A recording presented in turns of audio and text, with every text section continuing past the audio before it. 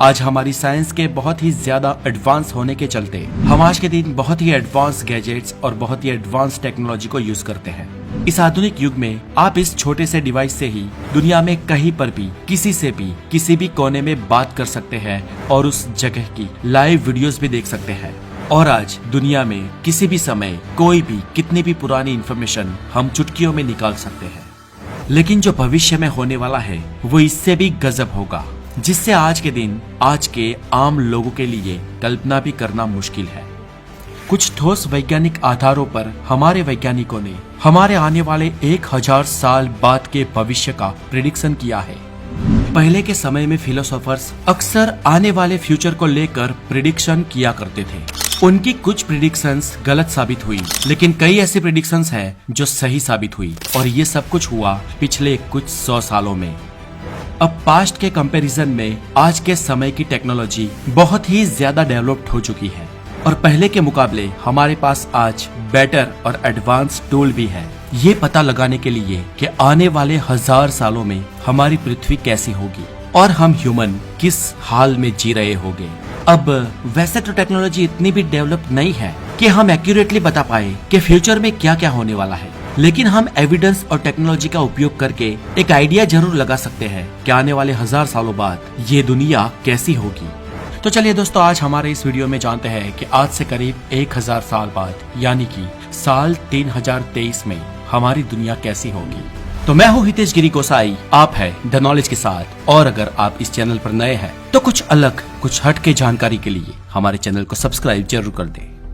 चलिए सबसे पहले जानते हैं कि भविष्य में हमारे आशियाने हमारे घर कैसे होंगे। दोस्तों, फ्यूचर में बहुत सारे परिवर्तन आएंगे हमारे रहने के तरीके में और शायद हमारे रहने की जगह में भी। सदियों पहले हमारे पूर्वज गुफाओं में रहते थे, फिर कुछ छोटे छोटे आशियाने या झोपड़ियां बनाकर रहने लगे, फिर कुछ डेवलपमेंट हुआ और लकड़े के घर बनने लगे, फिर दुनिया और आगे बढ़ी और 1-2 माले के घर बनने लगे। उसके बाद आलीशान महल बनने लगे, मैंशंस बनने लगे, पैलेसेस बनने लगे और आज बड़ी बड़ी इमारतें हैं। अब हजारों साल पहले जो आदि मानव छोटे से झोपड़ों में या गुफाओं में बसते थे, उन्हें आज के आलीशान महलों में या बड़ी बड़ी इमारतों में ले आया जाए तो उन्हें ताज्जुब जरूर होगा कि आखिर ये है क्या। बस ऐसा ही ताज्जुब हम लोगों को होगा अगर हम आज से 1000 साल बाद के आशियानों में जाकर बसने लगे। 1000 साल बाद रहने के तौर तरीके और रहने की जगह सब कुछ बदल चुका होगा। इंसान पानी में भी घर बनाकर रहने लगेंगे। हालांकि पाम आइलैंड जो दुबई में स्थित है वो ऑलरेडी समुद्र के ऊपर हमने बनाया हुआ एक छोटा सा नगर है, पर भविष्य में तो हम इनसाइड वाटर कम्युनिटी बनाने में कामयाब हो जाएंगे और इंसान पानी में भी और कुछ बहुत ही ज्यादा ठंडी या बर्फीली जगह पे भी आराम से रहने लगेंगे। इतना ही नहीं, दूर के भविष्य में तो हम किसी और ग्रह पे भी शायद अपना आशियाना बनाने में कामयाब हो जाए। I mean, 1000 साल बाद करीब करीब हम इंटर प्लेनेटरी स्पेस में जगह बना चुके होंगे। दुनिया भर की गवर्नमेंट ऑर्गेनाइजेशंस और कुछ स्पेसएक्स जैसी प्राइवेट ऑर्गेनाइजेशंस पूरी तरह से इस प्रयास में है कि वो सोलर सिस्टम के दूसरे प्लैनेट्स पर भी लाइफ की पॉसिबिलिटी ढूंढ सके। आपने भी अक्सर खबरों में सुना होगा कि साइंटिस्ट हमारे पड़ोसी प्लैनेट्स पर पानी और अर्थ जैसा एटमॉस्फेयर ढूंढने की कोशिश में लगे हैं। हालांकि अभी तक तो हम किसी भी ऐसे प्लेनेट को ढूंढ पाने में कामयाब नहीं हुए हैं, लेकिन हमने स्पेस साइंस में जो पिछले 100-150 सालों में कर दिखाया है वो देखते हुए लगता है कि आने वाले एटलीस्ट 1000 सालों में तो हम ऐसा कोई प्लेनेट ढूंढ ही लेंगे। The life expectancy.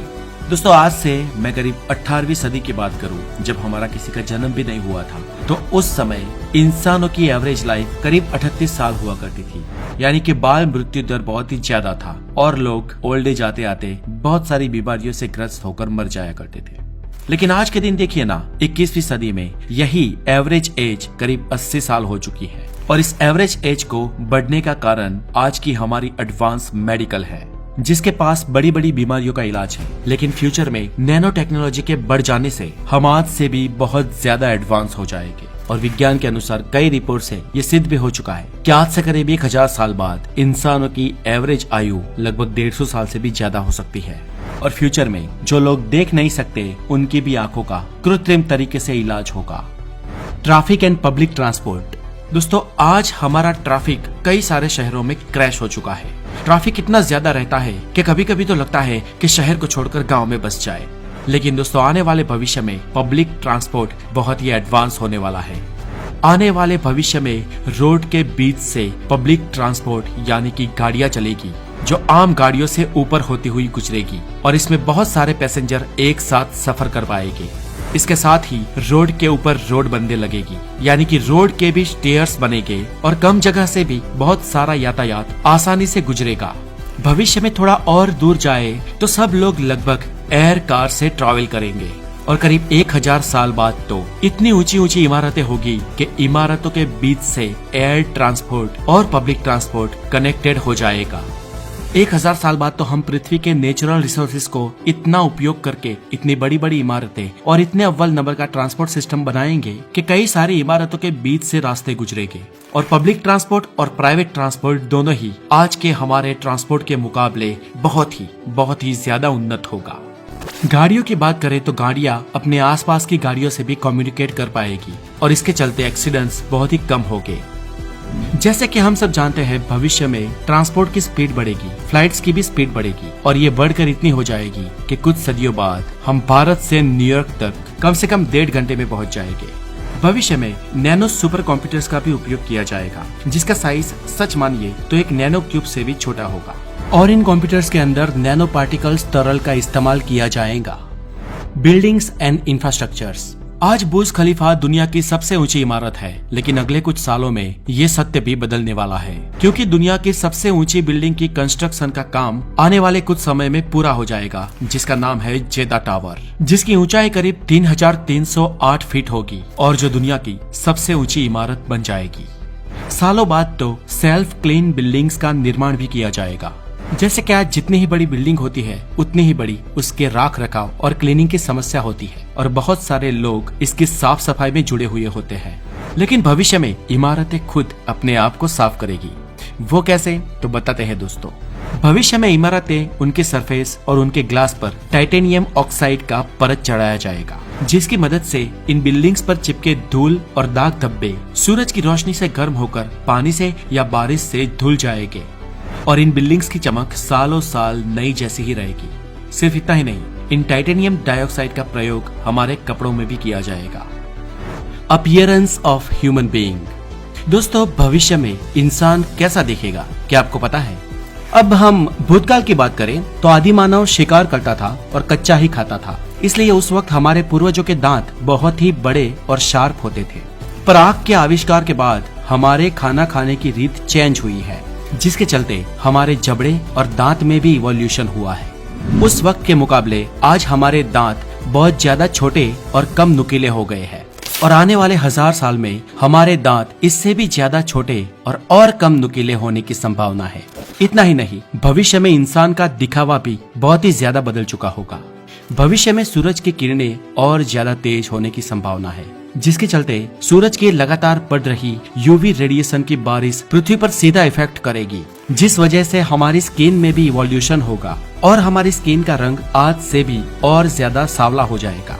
हमारी स्किन थोड़ी रेडिश भी हो सकती है और हमारे जबड़े थोड़े और बड़े होंगे। भविष्य के इंसान की बात करें तो वो आज के मुकाबले और ज्यादा स्मार्ट और ज्यादा एडवांस होगा, लेकिन वो और ज्यादा लंबा और पतला हो जाएगा। इससे आगे अगर बात करें तो इंसान के दिमाग पर जितना लोड पिछले हजारों सालों में नहीं पड़ा उससे ज्यादा आज पड़ रहा है। आज इंफॉर्मेशन के युग में माहिती का मार सतत इंसानी दिमाग पर हो रहा है। नॉलेज और इंफॉर्मेशन का डेटा इंसानी दिमाग लगातार एब्जॉर्व कर रहा है और इसके कारण हमारे दिमाग का एक हिस्सा जिसे कहा जाता है प्रीपोन्टम कॉर्टेक्स वो आकार में इंक्रीज होगा। वो आज भी लगातार आकार में धीरे धीरे इंक्रीज हो रहा है और इसके ग्रोथ के चलते हम इंसानों का दिमाग और बड़ा हो जाएगा।